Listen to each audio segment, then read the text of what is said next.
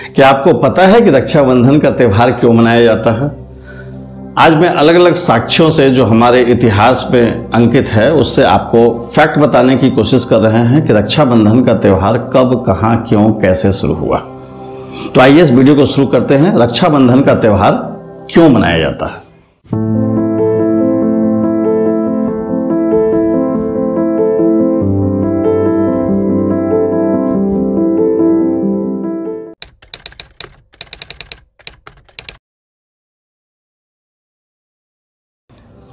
सबसे पहले हमारे पौराणिक ग्रंथों में इसका जिक्र आया है जब भगवान विष्णु का वामन अवतार हुआ था।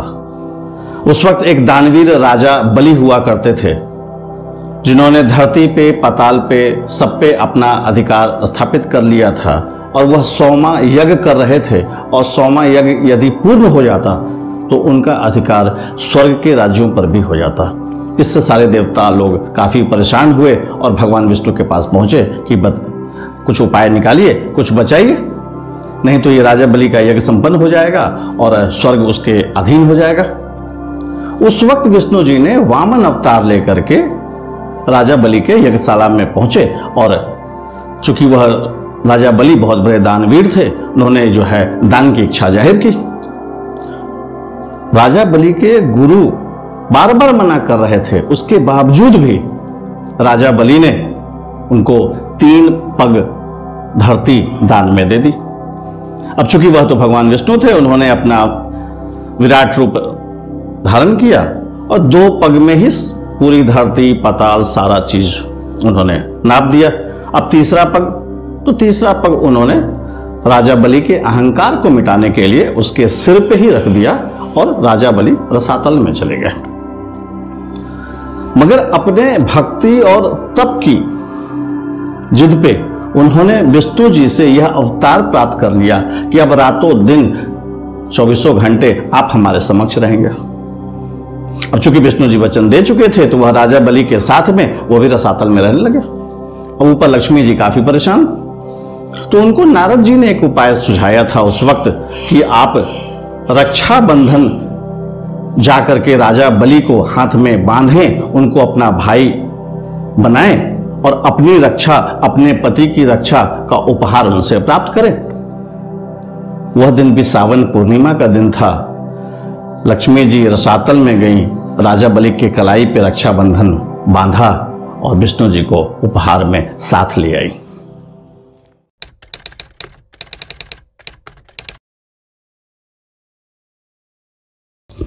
अब एक दूसरी घटना, दूसरी साक्ष्य, दूसरी प्रसंग पे हम लोग चर्चा करते हैं। वह महाभारत काल के युग का है। भगवान श्री कृष्ण ने सुदर्शन चक्र चला करके शिशुपाल का वध किया था, बट उस दरमियान उनको खरोंच आ गई थी, कट गई थी, उनकी तजरनी में कट आ गया था, एक हल्की सी खरोंच आ गई थी, खून निकलने लगा था। उसी वक्त द्रौपदी ने क्या किया था कि अपनी साड़ी का पल्लू बांध करके, फाड़ करके और उनकी कलाई पे बांध दिया था उस खून को रोकने के लिए। वह दिन भी सावन के पूर्णिमा का दिन था और अपने और बहन का ये प्रेम देख करके जो उन्होंने साड़ी का पल्लू बांधा था उसको उतारने के लिए, आपको पता ही है कि जब चीरहरण का प्रसंग आया था उस वक्त उसकी द्रौपदी की साड़ी को उन्होंने कितना लंबा कर दिया था, उसकी लाज बचाई थी, रक्षा किया था।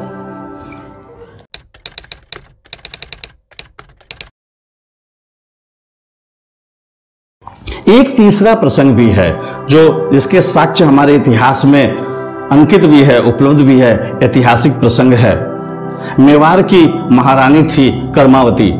उन्हें पता चला कि बहादुर शाह उनके मेवाड़ पे आक्रमण करने वाला है और चूंकि बहादुर शाह की सेना बहुत बड़ी थी, बहुत आक्रामक थी, मेवाड़ की सेना या मेवाड़ की जनता लड़ने में असक्षम थी। उस वक्त मेवाड़ की महारानी कर्मावती ने उस वक्त के दिल्ली के मुगल साम्राज्य पे के राजा हुमायूं को राखी भेजा।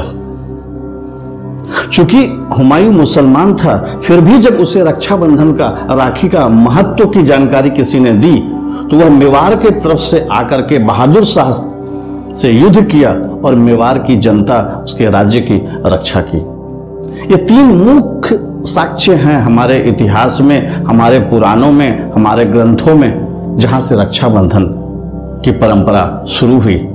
उसी परंपरा को युगों से चला आ रहा है, उसी को आगे बढ़ाते हुए भी आज के तारीख में, आज के दिनों में एक बहन अपने भाई के कलाई पे राखी बांधती है, उसकी उन्नति की कामना करती है, भगवान से प्रार्थना करती है कि उसका भाई बहुत उन्नति करे, और भाई अपनी बहन की रक्षा का वरदान उसको देता है और उसे ये कहता है कि पूरी जिंदगी मैं तुम्हारी और तुम्हारे परिवार की रक्षा करूंगा।